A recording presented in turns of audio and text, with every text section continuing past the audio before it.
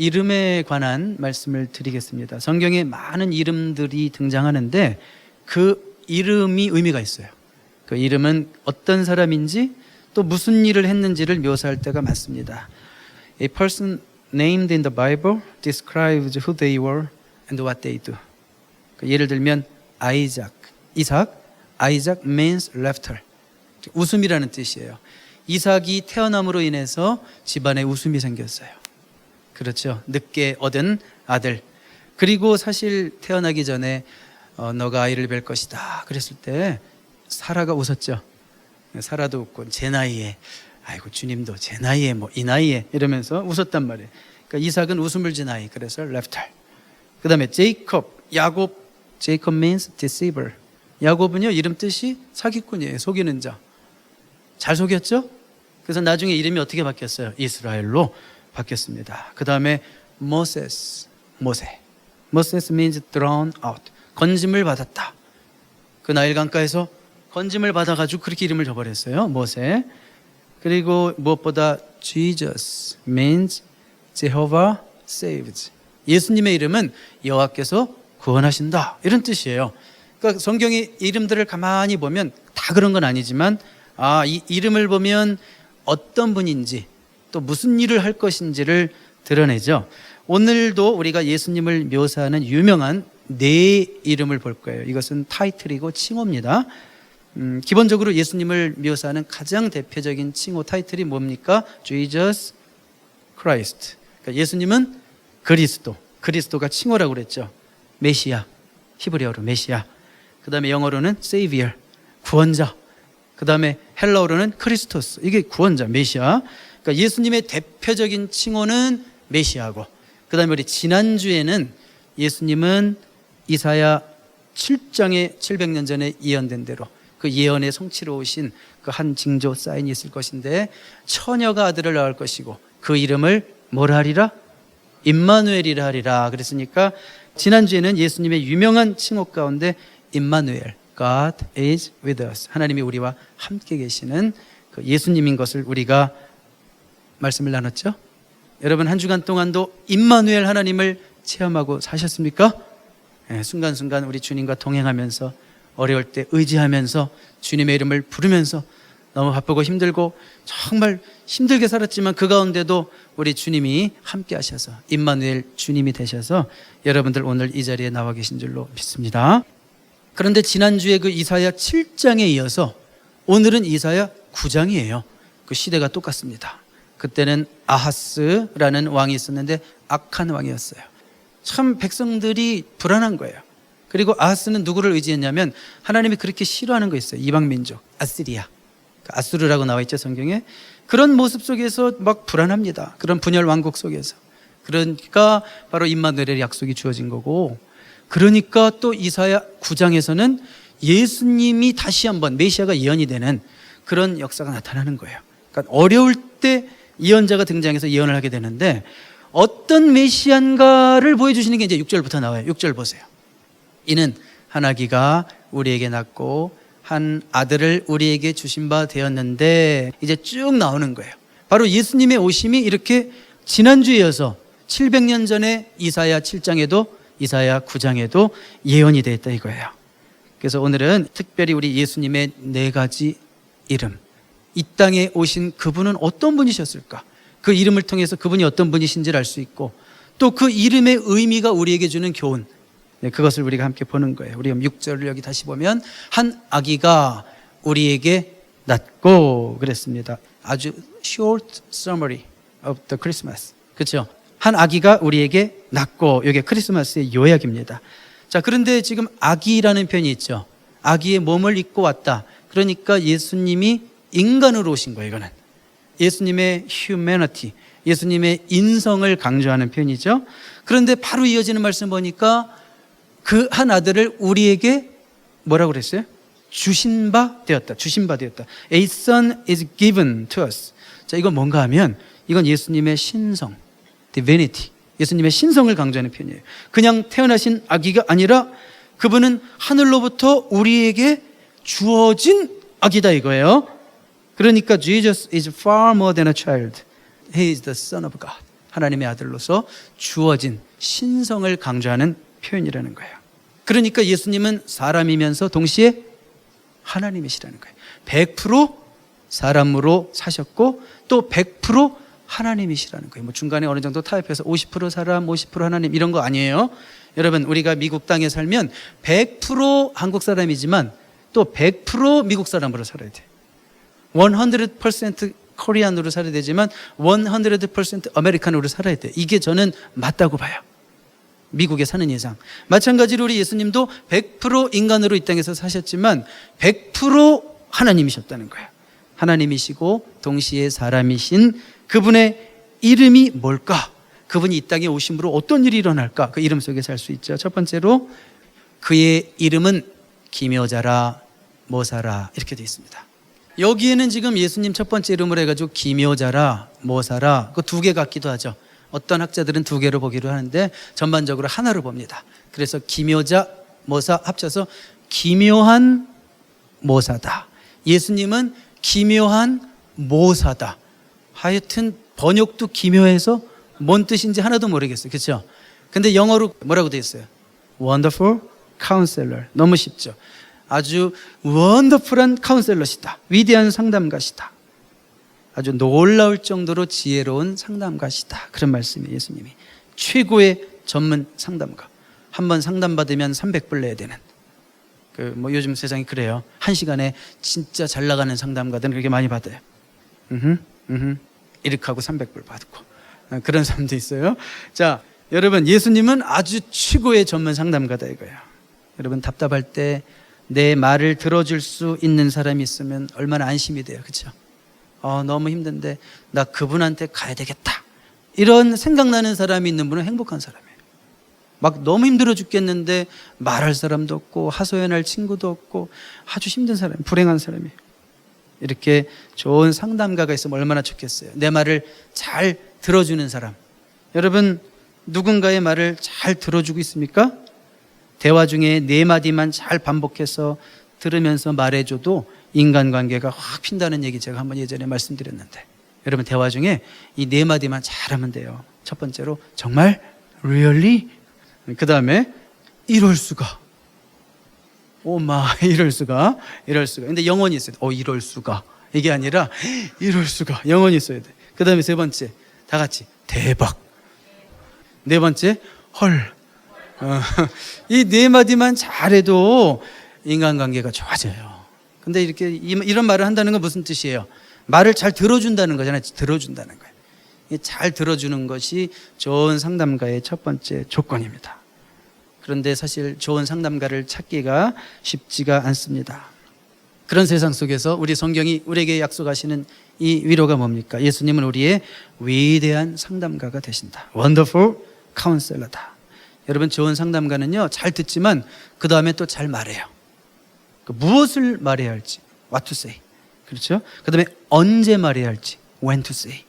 이걸 잘하는 게 좋은 상담가예요. 여러분들이 좋은 상담가를 만나보시면 얘기하다 보면 자기 얘기만 하지 않아요. 일단 잘 들어주는데 적절할 때 한마디 콕 찔러주는 정도. 그런 사람 만나면 속이 시원해지고 마음이 편해지고 정신이 번쩍 나기도 하죠. 상담을 통해서 정신도 번쩍 나요. 꼭 필요한 말을 적절한 타이밍에 해주기 때문에. 사람 가운데 이런 사람 찾기 쉽지 않지만 우리 예수님이 바로 우리에게 이런 상담가가 되신다 이거예요. 여러분, 예수님이 왜 좋은 상담가실까? 이유가 있습니다. 예수님은요, 우리가 당한 고통을 다 받으셨기 때문에, 우리가 받은 시험을 다 받으셨어요. 그렇지만 죄가 없으신 분이다. 그렇죠? 그러니까 우리를 모르시는 바가 아니라 이거예요. 다 하신단 말이에요. 태어나면서부터 고통이셨고 마지막도 고통이셨고, 그분의 삶은 고통의 연속이셨기 때문에 정말 인생 가운데 힘들어하는 우리의 심정을 너무 잘 아세요. 해결책도 하시고.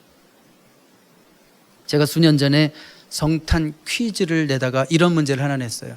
크리스마스 퀴즈. What's the big difference between Jesus and Buddha? 예수님과 부다의 가장 큰 차이는 무엇일까요?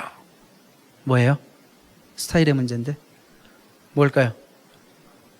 헤어스타일. 그렇죠. 예수님과 부다의 가장 큰 차이점은 헤어스타일이었습니다. 그런데 그때 막 별의별 답이 다 나왔어요. 뭐야 막 경쟁이 붙어가지고 그때 제 앞자리에 앉아 있었던 요 앞에 있던 제 둘째 아들 조셉이 찬일이가 애매한 대답을 했어요. Jesus is better 이런 대답을 했어요. 예수님이 더 좋으신 분이래. 두 분 중에 Jesus is better. 몇 년 전인 것 같은데 왜 찬일이가 그런 대답을 했을까 이런 생각을 하다가 어떤 목사님 한 분이 생각났어요. 그 목사님이 고등학교 때까지 절을 다니신 분이에요.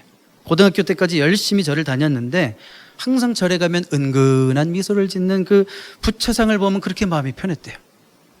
그런데 고등학교를 졸업할 즈음에 가정에 큰 어려움이 생겼습니다. 그래서 또 뭔가 위로가 필요하니까 습관을 따라서 절에를 갔는데 그런 생각이 들더래요. 그날따라 속에서 어떤 생각이 드냐면 아니 저렇게 편안해 보이는 저 얼굴이 내 고민을 알까?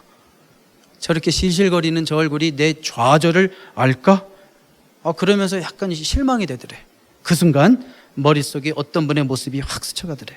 어렸을 때 초코파이나 하나 얻어먹겠다고, 과자 하나 얻어먹겠다고 교회 가끔 가가지고 뭐 영화 보다가 예수님 막 십자가에서 고통당하시면서 막 괴로워하는 그런 그분의 모습이 떠오르더래요. 그러면서 저분이라면, 저런 얼굴, 저렇게 고통을 당하시는 분이라면 지금 내 고통과 내 좌절을 알 수 있지 않을까? 이런 마음에 갑자기 막 감동이 들더래요. 갑자기 제 아들 찬일이가 대답한 것처럼 Jesus is better. 맞아, 예수님이 더 좋으신 분 같아. 이런 생각이 들면서 예수 믿게 됐대요. 어디서? 절에서. 네? 절간에서 예수님을 만났어요. 성령님 재밌으시죠? 절간에서 감동하시사 절간에서 예수 믿게 하셨어요. 이분이 다른 분이 아니라 저 은퇴하신 원로 목사, 한국의 지구촌 교회 이동환 목사님 얘기했어요. 여러분, 예수님은요 우리와 똑같이 시험을 받으셨지만 죄는 없다. 시험을 받으셨다. 우리가 당하는 시험을 다 받아보셨기 때문에 우리가 때로는 얼굴 찡그리는데 우리 예수님도 십자가에서는 하하하 웃으시면서 십자가에 달리신 거 아니에요. 절규하셨어요. 하나님 어찌하여 나를 버리시나이까. 우리의 고민과 아픔을 너무 잘 아신다는 거예요. 여러분, 예수님 상담 받고 싶죠? 예수님 상담비 얼마? Go to the wonderful counselor in prayer for free. 공짜입니다. 우리가 기도의 자리로 나아가면서 그분의 이름을 부르면 돼요. 기도하면서 그분의 이름을 부르면 우리 예수님의 관심사는 바로 저와 여러분이라는 거 아십니까? We are his personal concern. 만약에 예수님이 저와 같은 이런 지갑이 있다면 지갑을 딱 열었을 때 그때 아마 여기 누구 사진이 있을까? 당신 사진, 내 사진. 그러니까 we are his personal concern. 우리 예수님은 우리가 그분의 이름을 부를 때 개인적으로 우리에게 다가와서 도우시는 위대한 상담자가 되심을 믿으시기 바랍니다. 걱정하지 마십시오. 무슨 걱정이 있든지 주께 고함 없는 고로 복을 얻지 못하네. 이런 찬송이 있잖아요. 주님께 고하기만 하면 되는데, 그분의 이름을 부르기만 하면 되는데, 항상 오픈되어 있는, 언제든지 레디가 되어 있는 위대한 상담가가 계심을 믿으시기 바랍니다. 우리 크리스마스 때 이 시즌에 그분으로 인해서 위로받으시기 바라요. 두 번째로 예수님은 전능하신 하나님이라. Mighty God. 예수님은 전능하신 하나님이십니다. 여러분, 상담가들 가운데는 말만 하는 상담가들도 있어요. 우리 예수님은 말만 하는 상담가가 아니라 말을 하셔도 말한 대로 이루어지게 하실 수 있는 분이다 이거예요. 그러니까 전능하신 하나님이죠. 여러분, 예수님은 하나님이에요. 성경 여러 곳에서 예수님의 신성을 드러내시죠. 우리 예수님의 위대한 자기 선언 한번 볼까요? 요한복음 10장 30절 시작. 나와 아버지는 하나이니라. 동일 본질이라고. 동일 본질. 이 초대교회 때부터 이게 삼위일체 얘기할 때 동일 본질이라고 그래. In essence, 그 본질상 한 분이에요. 성부, 성자, 성령이. 제가 예전에도 그런 질문 드렸는데 하나님은 몇 분? 하나님 세 분이에요. 세 분. 왜요? 하나님, 예수님, 성령님. 여러분, 천국 가면 몇 분 만나야 돼요? 문안 인사 몇 분 해야 돼요? 세 분이 세 분. 그런데 in essence, in substance, 본질상 하나라는 거예요. 셋인데도 하나고 하나인데도 셋이고, 우리 인간으로 머리로는 이해할 수 없는 성경이 얘기하는 것은 이것이 삼위일체예요. 어떨 때는 예수님 얼굴로 확 나타났다가 어떨 때는 성령으로 확 나타났다가, 이건 이제 양태론이라는 이단이죠. 하나님은 세 분이지만 한 분이다. 이게 삼위일체란 말이에요. 그 분명히 얘기하셨잖아요. 나와 아버지는 하나이니라. 본질상 같다. 그 다음에 요한복음 12장 45절 나를 보는 자는 나를 보내신 이를 보는 것이니라. 그러니까 우리 예수님을 보면 하나님을 본 거예요. 왜요? 그분이 하나이기 때문에. 그러니까 예수님의 신성을 드러내는 거죠. 하나님이심을. 이렇게 예수님은 말만 하시는 게 아니에요. 내가 하나님이야 말만 하는 것이 아니라 하나님이 하실 수 있는 일을 그분이 하는 거예요. Healing the sick. 정말 많은 병자들을 고치셨죠. 이 세상에는 불치병이 있지만 예수님 눈에는 예수님이 원하시기만 하면 다 매양 한 가지 똑같은 거예요. 감기 고치는 거랑 말기 암 환자 고치는 거랑 예수님께는 어떤 게 어려울까요? 어쩌면 감기가 더 어려워요. 까불어가지고 자꾸 예수님 의지 안 하니까. 그러니까 예수님 보실 때는 다 매양 한 가지란 말이에요. 그분은 전능하신 분이기 때문에. 그리고 calming storms, 풍랑을 잔잔하게 하셨고, walking on water, 물 위를 걸으시기도 하셨고. 이건 무슨 얘기입니까? 우리 예수님은 내추럴 로 자연 법칙을 초월하신다 이거예요. 자연 법칙을 만드신 분이 누구예요? 하나님이죠. 그분만이 법칙을 바꾸실 수도 있어요. Raising the dead, 죽은 자를 살리기도 하셨죠. 여러분 신약 성경을 읽다 보면 예수님이 죽은 자를 살린 기사가 3번이나 나와요. 특별히 나사로는 무덤에 들어간 지 4일이나 됐는데 나사로야 나와라. 여러분들 부모님 무덤에 가서 아무리 외쳐도 그런 일은 생기지 않습니다. 그렇지만 예수님이 원하시면 나올 수 있는 거예요. 이게 다 예수님이 하나님 되심을 증거하는 거죠. 또 한 가지 있는데 forgiving sin. 자, 죄를 누가 용서할 수 있어요? 하나님만 용서하실 수 있는 거죠.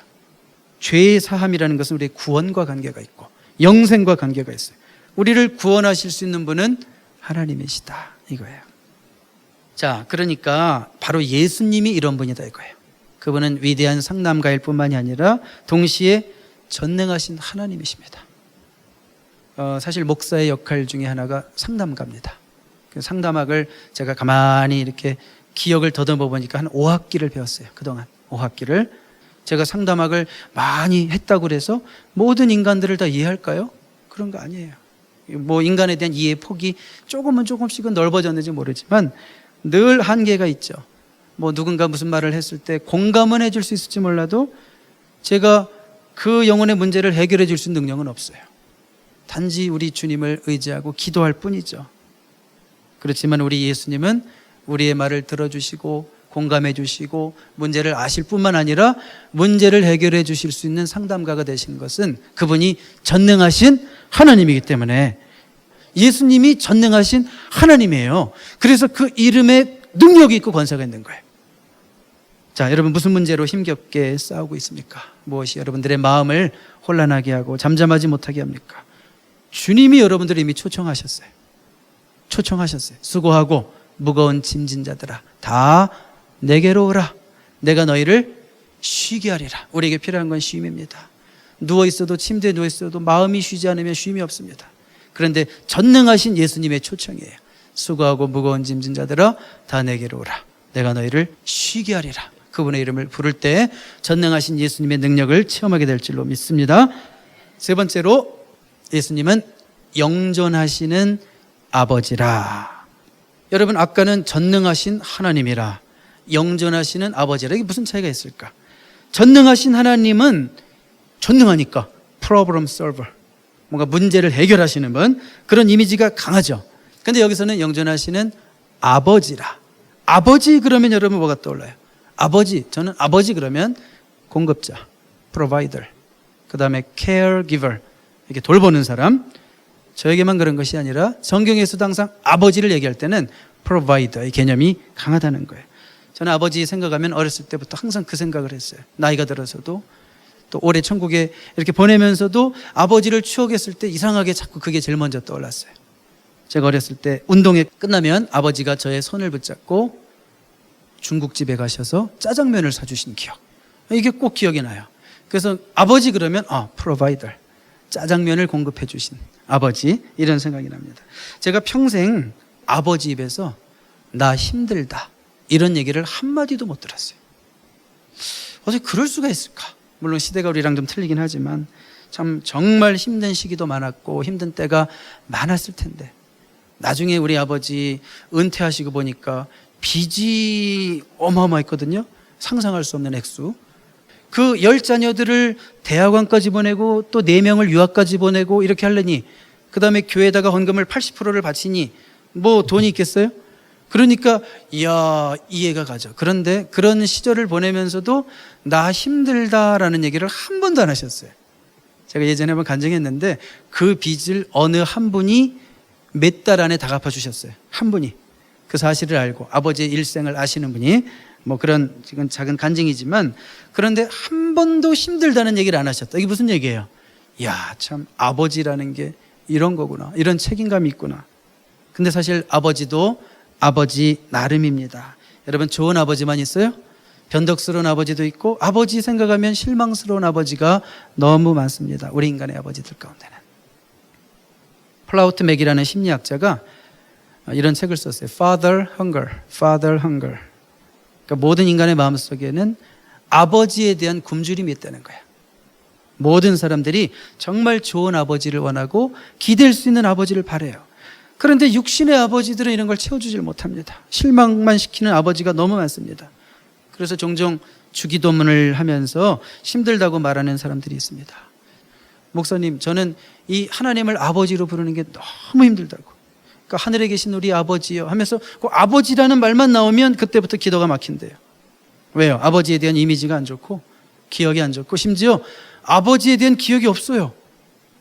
여러분, 아버지는 가정에서 본이 되어야 되는 거예요. 사실은 우리 바울이 고린도전서 4장 14절에서 16절까지 무슨 말을 하고 있는지 우리 한번 같이 읽어보겠습니다. 시작.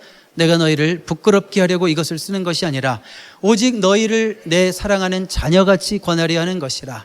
그리스도 안에서 1만 스승이 있으되 아버지는 많지 아니하니 그리스도 예수 안에서 내가 복음으로써 너희를 낳았음이라. 그러므로 내가 너희에게 권하노니 너희는 나를 본받는 자가 되라.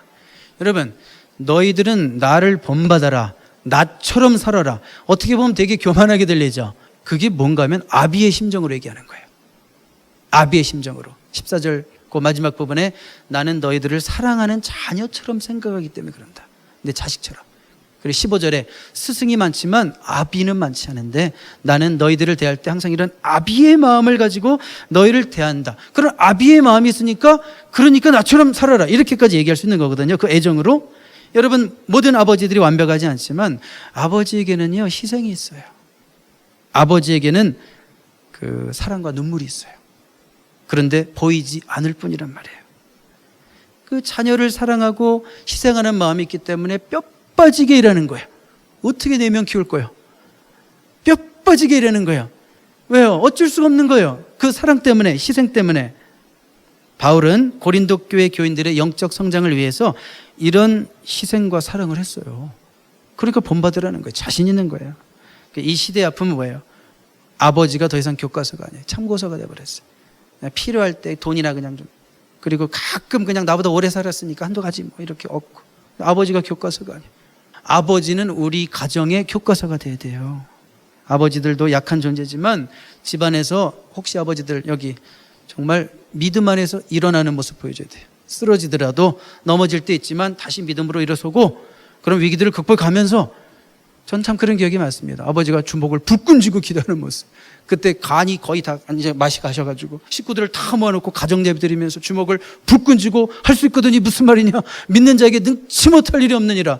그 밤에는 힘드셨겠지만 아이들 앞에 놓고 기도를 할 때는 그렇게 강하게 믿음으로 다시 일어서는 모습을 보여준다 이거예요. 여러분, 자녀들 앞에서 약한 아버지지만 그런 모습 보여줘야 돼요. 어머니도 마찬가지예요. 그리고 나서 예수 믿는 자는 이렇게 사는 거야, 이렇게 얘기할 수 있는 삶이 되시기를 주님의 이름으로 축복합니다. 자, 이런 아버지가 우리는 돼야 되겠고, 물론 혹시 우리는 이런 아버지를 못 가졌을 수도 있어요. 그렇지만 우리에게는 어떤 아버지가 있어요? 영존하시는 아버지가 있다는 거예요. 여러분, 그 가족 관계가 형성되었습니까?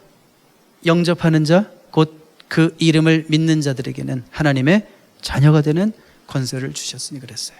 그러니까 예수님을 영접하면 이미 우린 자녀니까 하나님이 아버지고, 그 다음에 로마서 8장 15절에 보니까 양자의 영, 성령이 역사하시면 우리의 입술로 하나님을 아빠, 아버지라 부르느라 그랬어요.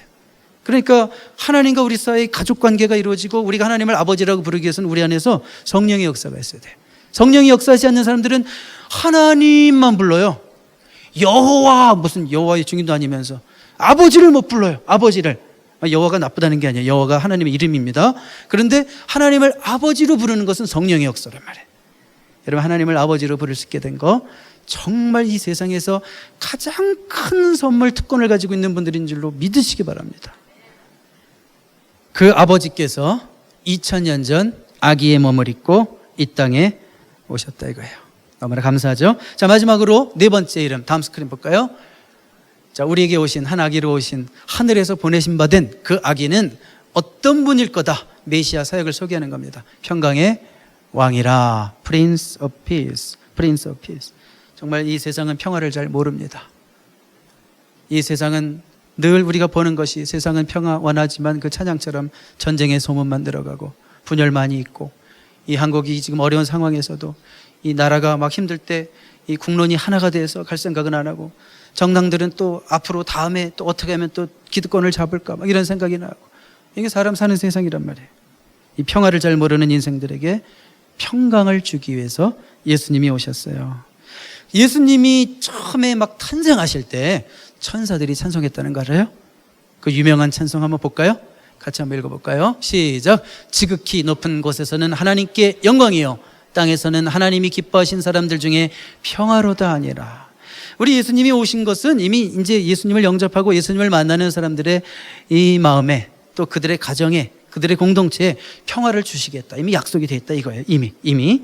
자, 그런데 그분은 평화의 왕으로 오셔야 됐기 때문에 참으로 초라한 모습으로 오셨어요. 한 겸손한 아이로 오셨잖아요. 여러분, 고대나 중세까지만 해도 왕은요, 어떤 이미지인가 하면 딕테이터예요. 막 권력, 잔인한 힘으로 말 안 들으면 다 죽여버리고 아주 왕권이 막 절대적인 그런 시대였는데, 우리 예수님은 만왕의 왕으로 오시는데 평강의 왕으로 오시기 위해서 아기로 오셨고, 십자가를 지시기 위해서 골고다로 가시기 전에도 나귀를 타셨고, 예수님은 시종일관 겸손한 모습으로 느껴집니다. 특별히 오늘 그 6절에서 한 아기를 우리에게 주셨다고 그랬어요. 아기라는 표현. 여러분, 아기에게 위협을 느끼는 사람이 있어요? 우리는 아기를 보면 너무너무 행복하죠. 어느 공동체든지 아기가 딱 등장하는 순간 행복해져요. 야, 이 아기가 그냥 얼마나 피스메이커인지. 지금 있는 아기도 너무 이뻐요, 우리 교회. 앞으로 태어날 아기도 기대가 되고, 이 아이가 있으면 괜히 웃게 되고 분위기가 좋아지고, 길 가다가 아기를 보면 처음 보는 아줌마 괜히 아는 체 하면서, 내가 언제 봤다고 그 아줌마, 아기가 이쁘네요 그러면서 서로 웃으면서 방글방글. 이게 뭐예요? 아기가 하는 일이란 말이에요. 한 아기가 우리에게 났다. 예수님은 평화의 왕으로 오셨다 이거예요. 분열의 왕이 아니라 평화의 왕, 갈등의 왕이 아니라 평화의 왕. 그렇게 오신 예수님이 이 땅에서 나이가 30살이 되셨을 때, 발음을 잘해야 되죠. 나이가 몇 살? 예수님 공생이 시작한 나이? 그렇죠. 어떤 분이 발음이 안 좋아가지고 How old are you? 그러니까 I am 30 이랬대잖아요. 그러니까 옆 사람이 I am 32, 32살인데 뭐 알아듣는 분 알아듣고. 자, 예수님이 이제 30살이 되셔가지고 퍼블릭 미니스트리를 3년 하시고 지상을 떠나시면서, 아유, 우리 제자들에게 어떤 선물을 주고 떠날까 그러면서 하신 말씀이 있어요. 요한복음 14장 27절 읽어볼까요? 시작. 평안을 너희에게 끼치노니 곧 나의 평안을 너희에게 주노라. 내가 너희에게 주는 것은 세상이 주는 것과 같이 아니하니라. 너희는 마음에 근심하지도 말고 두려워하지도 말라. 평안을 너희에게 끼치노니 그랬는데, 영어 성경에 보니까 My peace라고 되어 있어요. My peace. 나의 평안을 너희에게 주고 싶다. 예수님이 누리고 계셨던 절대 평안을 주시기를 원했어요. 예수님이 늘 누리고 계셨던 그 절대 평안, 그 비결이 뭘까요? 인생으로 따지면 지구 역사상 어떻게 보면 가장 힘든 삶을 사셨는데 한 번도 흔들리지 않는 그 perfect tranquility, 아주 한 번도 흔들리지 않는 예수님의 그 절대 평안의 비결은 뭘까? 여러 가지 있겠지만 낮은 마음, humble mindedness, 낮은 마음. 자, 예수님이 어디서 나셨습니까? 마국간에서, 그 말구에서 정말 인간이 내려갈 수 있는 가장 낮은 곳으로 오셨다 이거예요. 부잣집으로 오시지 않고 가난한 목수의 아들로 오셨습니다. 그분은 지혜가 있고 통찰력이 있으셨기 때문에 그 당시 석학들과 지내신 것이 아니라 가장 낮은 자들과 사회 하층민들과 지내셨단 말입니다. 또 제자들을 선택하실 때도 별 볼 일 없는 평범한 사람들을 택하셨다는 거예요. 자, 뭡니까? 예수님은 항상 낮은 자리에 계셨어요. 이것이 예수님의 평강의 비밀이고, 평강의 왕이신 예수님께서 주시는 평강을 얻으려면 우리의 마음도 이와 같이 낮아지면 돼요. 자꾸 올라가려고 하고 높아지려고 하고 대접받으려고 하니까 인생이 피곤한 거예요. 안 되는 거 자꾸 억지로 되게 하려고 그러고 이러니까 피곤한 거예요. 그저 낮은 자리에 있으면 평안합니다. 겸손하면 내 마음이 흔들릴 이유가 없어요. 자기는 대접받을 사람도 아니면서 자기가 상당히 괜찮은 사람인 것처럼 착각하면서 자꾸 상대방의 대접을 바라고 있어요. 그런데 사실 여러분, 그 사람 생각보다 별로거든요.